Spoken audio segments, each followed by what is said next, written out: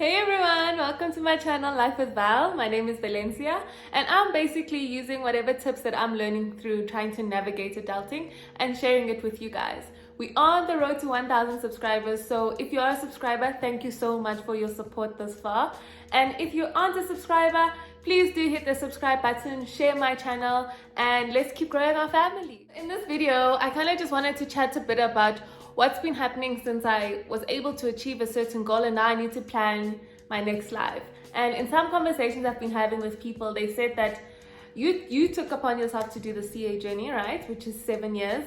Well, it's supposed to be 7 years. It can be longer because it is lit. But I've reached the point where I finished the board exams and now I need to now figure out, what do you actually want for yourself? And in the conversations that I've been having, they were actually saying how you've had this whole journey planned out for you, mapped out, and you've actually never had to make a major decision. So I haven't had to make a major life decision in 7 years, which is like, and now I've been feeling stuck. So unfortunately what happened was I did apply for certain jobs for next year and unfortunately I didn't get a single one. And as someone who has always been, successful, achieving things, and to kind of face that rejection, it was such a foreign feeling to me and I almost didn't know what to do with myself. I was upset. I was reaching out to people trying to say, okay, like guys, what do I do? What does this mean? And I think as you progress through life, you just see yourself being successful. And now you're at this point where it's like, okay, things are actually not working out the way that I would have hoped they would. What do I do now? And I really felt stuck and I really felt myself going into a dark place because I thought that, does this mean I'm not good at what I do? Does this mean I'm not worth it? And I can imagine that there's a lot of people who can actually resonate with that. And being in a country where unemployment is so high, there is a genuine, real fear about not actually finding a job. And for me, I cannot deal with, I like to plan things so well, and when things don't go my way or things don't go as I've planned it, they're like I'm stuck. So I've been feeling very anxious for the past, I think it's been the past month. There's been a lot of lows that I've been feeling because I didn't think I'd get to this point. It's weird. Come on, Val, it's a very real reality right now that you might not actually get a job. And being rejected, even if it's your first application, being rejected isn't something that, it's not actually a foreign feeling. This is something that a lot of people can relate with. But for me, it was my first rejection and mess. I was reaching out to people, guys, what do I do? What does this mean? And I guess what I want to share with you guys is just some tips into getting into the job market and trying to essentially secure your future. I'm not speaking now as someone who has secured my future. I'm also still in the waiting game. But these are just some tips to actually help you get to the point where you become marketable and you can actually hopefully get a job, and hopefully this works out for all of us.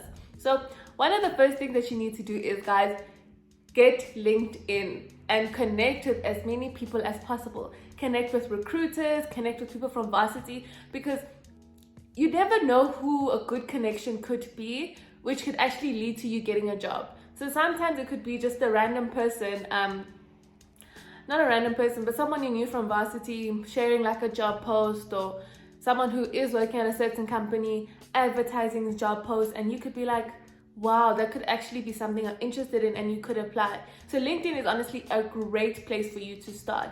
Build your profile, have a professional picture. I had to submit an application and I realized the only professional pictures I had was a graduation picture. So I literally made a point of getting dressed one day, looking nice, and just taking some shots, and I was there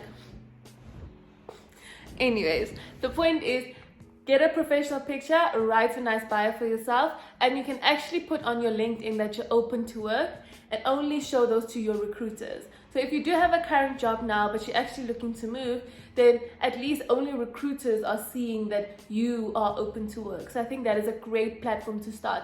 And that's what I've been really investing my time in, building my LinkedIn profile, connecting with as much people as possible, because honestly, you really don't know what is out there.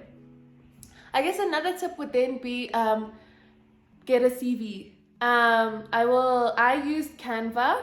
So I think it's www.canva.com. You can just search it in Google, and they have some really nice templates.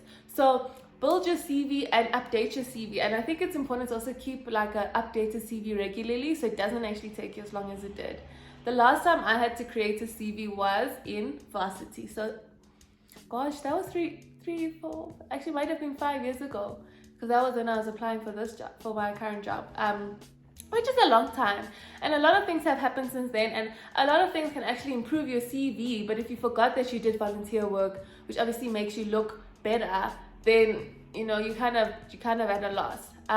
So I would definitely recommend keeping an updated CV and having different versions of it. So yeah, I started with a very generic one, and I would like copy from that and paste it into different Canva templates so that I had options. It was just because, well, I asked my sister if this one was nice. She's like, no, maybe try another one. And then now I send either one to different people. And yeah, so that would just be my suggestion. Have more than one CV so that whatever mood you're feeling like, you have options and you can send it out.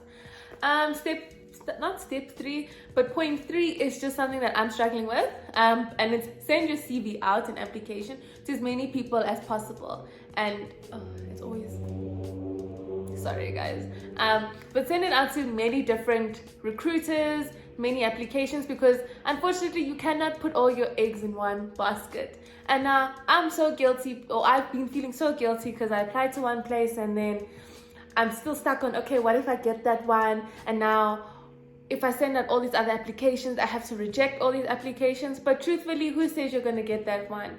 Unfortunately, you won't always get your first job or your first application, and you need to keep applying so that eventually you do find something, or you do at least get one of them. Again, this is just because the job market is very tough, so you don't know which one is actually going to be the right fit for you. So apply, and hopefully you get the one that is aligned to what you do, is something you're interested in. But also if they've also taken an interest in you, they clearly see something in you, and that aligns with whatever it is that they're looking for. So definitely please just apply everywhere.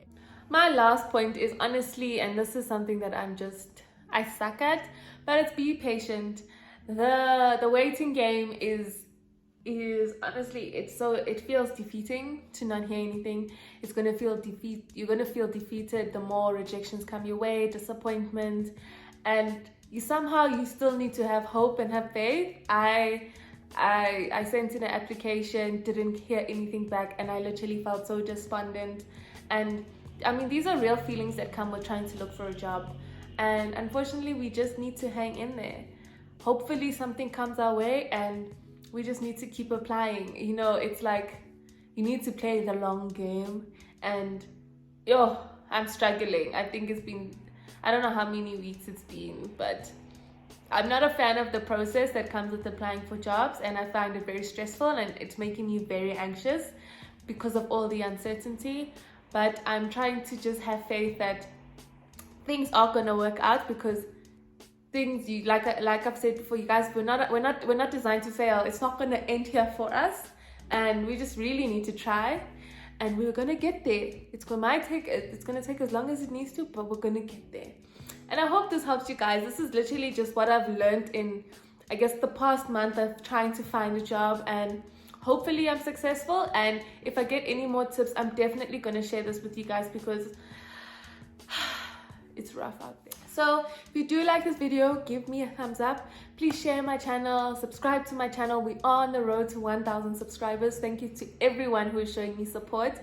I think it's crazy that people are actually enjoying my content, because this is something that I really love doing. So continue to show me support. I really appreciate it. And I will see you guys in the next segment of Life with Val. Bye guys.